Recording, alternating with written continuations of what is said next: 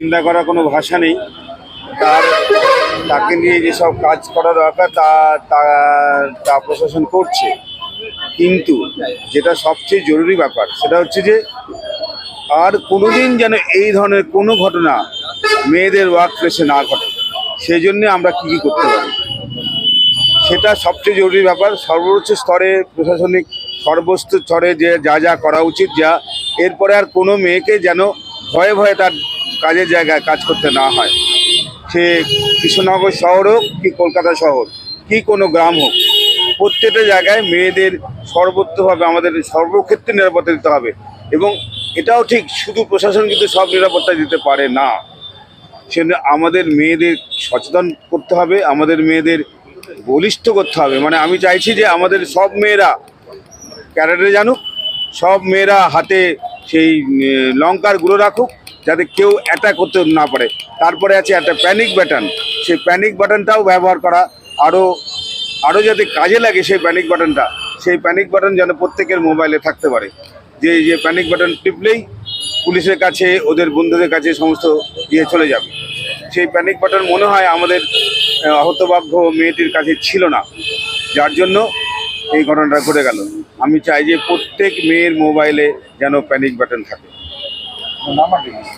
আমি ডক্টর টিকে দাস, আমি চাইল্ড আমি স্টুডেন্টদের জন্যই আজকে এই জায়গাটাতে মেনলি এসেছি। আমি শিক্ষিকা এবং আমার প্রচুর স্টুডেন্ট, তারা সবাই ভবিষ্যতে ডাক্তার হবে বলে অসম্ভব পরিশ্রম করে, পড়াশোনা করে, তাদের স্বপ্ন এটা। তো ইতিমধ্যে আমার বহু বহু ছাত্রী তারা ডাক্তার হিসাবে প্রতিষ্ঠিত, এবার তারাই মানুষের জীবন বাঁচায়। তো তাদের এবং অত্যন্ত কষ্ট সহ্য করে তাদের এই চাকরি বলুন, মানুষের সেবা বলুন করতে হয়। তার ফলশ্রুতি, তার ফল যদি এইরকম দাঁড়ায়, তাহলে আমি শিক্ষিকা হিসাবে ওদের মাতৃতুল্য প্রায় আমি ভেবে এত খারাপ লাগছে যে আমার মনে হয়েছে যে আমার এখানে এসে, এটা অ্যাপলিটিক্যাল একটা জমায়েত, আমি সেইখানে এসেছি এইটা জানাতে যে আমাদের মেয়েরা খুব কষ্ট করে ডাক্তারের প্রফেশনে যেতে চায়, মানুষের সেবা করব এই ইচ্ছেটা, স্বপ্নটা তাদের থাকে। এই স্বপ্নটাকে নষ্ট করা, তাদের জীবন নষ্ট করা, তাদের ফ্যামিলি ধ্বংস হয়ে যাচ্ছে। সামাজিকভাবে এটা আমাদের সকলের খুব লজ্জার এবং দুঃখের, মর্মান্তিক, এর বেশি আর কি বলবো। আমার নাম প্রত্যুষা দে, আমি কৃষ্ণনগরের গভর্নমেন্ট গার্লস হাই স্কুলের প্রধান শিক্ষিকা। আজকে আমাদের কর্মসূচি আমাদের একজন জুনিয়র ডক্টর আর কি, PGT, second year PGT, Moumita Debnath নৃশংসভাবে খুন এবং রেপ হয়েছে। তার দোষীদের সাজা চাইছি এবং সমস্ত হসপিটালে যারা আমরা কর্মরত আছি তাদের নিরাপত্তা সুনিশ্চিত করতে হবে সমস্ত রাজ্যব্যাপী। আপনি তো একজন ডাক্তার, হ্যাঁ, সেই ডাক্তার হিসাবে আপনি নিজেও এরকম নিরাপত্তা চাইছেন কেন?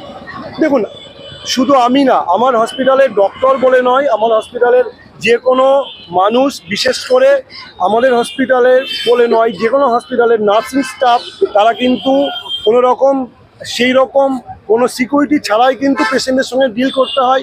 রাত বিরতে অনেক রকমের পেশেন্ট আসে, অনেকে অ্যালকোহলিক থাকে, অনেক রকমের পেশেন্ট আছে, তাদের সঙ্গে তারাই কিন্তু ফেস করতে হয়। সো এই ঘটনাটা শুধু ডাক্তারের মধ্যে সীমাবদ্ধ নয়, আছে সমস্ত স্তরের মানুষের মধ্যে, সমস্ত জায়গায় ছড়িয়ে গেছে। এবং যেটা ঘটনা আমার মনে হয়, যদি এটা যদি ঠিকমতো সিকিউরিটি হসপিটালে না দেওয়া হয়, ভবিষ্যতে আরও এরকম ঘটনা ঘটবে। আমরা চাইছি দোষীদের একদম সাজা হোক, কঠোর সাজা হোক, এবং সমস্ত জায়গায়, সমস্ত হসপিটালের সব যারা আমরা কাজ করছি, আমরা যাতে নিরাপদে কাজ করতে পারি, কোনো রকমের দ্বিধাহীনভাবে আমরা যাতে সমাজের সেবা করতে পারি, রোগীদের সেবা করতে পারি। আপনারা আস্থা রাখছেন প্রশাসনের উপরে? দেখুন, প্রশাসনের উপর তো অবশ্যই আস্থা আছে এবং আমরা চাইছি যাতে খুব তাড়াতাড়ি প্রশাসন তাদের কাজটা করতে পারে, যাতে আমাদের ফার্দার না কোনো আন্দোলনে, বৃহত্তর আন্দোলনে না যাওয়া লাগে। শোনা যাচ্ছে যে এই কাজের মধ্যেই যুক্ত আছেন একজন শিল্পী। দেখুন, এইটা তো আমরাও শুনেছি। দেখুন, নোংরা মানুষ তো যে কোনো জায়গা থেকেই আসতে পারে, সে পুলিশ থেকে আসতে পারে, সে অন্য জায়গা থেকে আসতে পারে, যেই হোক। আমরা চাই তার কঠোরতম সাজা, সে যে কাজ করুক, পুলিশ হোক, অন্য কাজ হোক, আমরা চাই যেই হোক তাকে সামনে আনা হোক, দোষীদের চরম শাস্তি দেওয়া হোক। আমার নাম ডক্টর অরূপ কুমার বিশ্বাস, আমি গাইনোকোলজিস্ট, স্ত্রীরোগ বিশেষজ্ঞ।